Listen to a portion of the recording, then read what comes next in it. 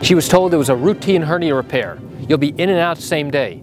Would you like to learn why this routine hernia repair turned out to be a case involving a failure to diagnose massive septic infection and resulting in her death? Come join me as I share with you this interesting case. Hi, I'm Gerry Oginski. I'm a New York medical malpractice and personal injury trial attorney practicing law here in the state of New York.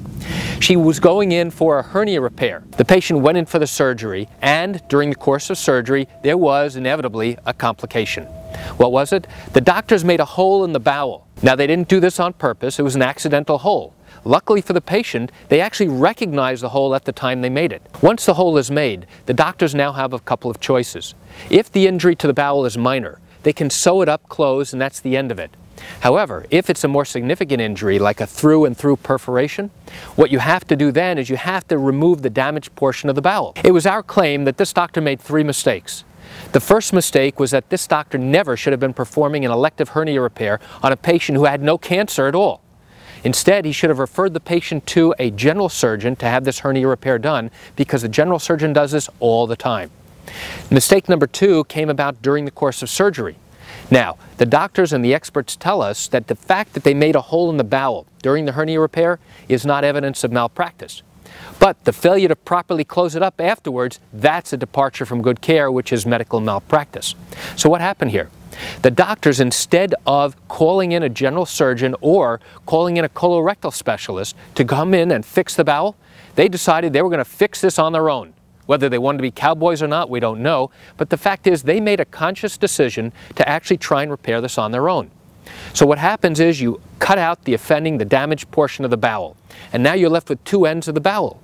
You then have to connect them together and then suture it up, close, and make a watertight seal. And that's what they did, and sent the patient back to recovery. Well, over the next 2 days, this patient's condition continued to deteriorate. None of the doctors who are caring for her can figure out why.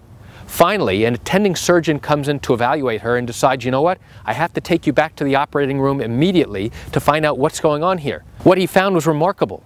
He found fecal contents in her abdominal cavity. You know what that is? That's poop. That's the stuff that travels through our intestines and ultimately comes out our behind.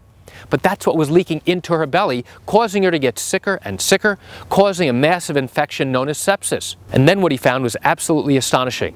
Remember when I told you they took the 2 ends together, put it together and sealed it up tight? Well, the 2 ends were now wide open. So all the contents that were in her bowel were now leaking out freely into her belly. Not a single person, not a single doctor, nobody at the hospital even considered the possibility that this patient had a leak in her bowel, and that massive infection was what was causing her condition to deteriorate. Unfortunately for this patient, all of her organs began shutting down because of this massive septic infection, and she ultimately died as a result of that. So why do I share this interesting case with you?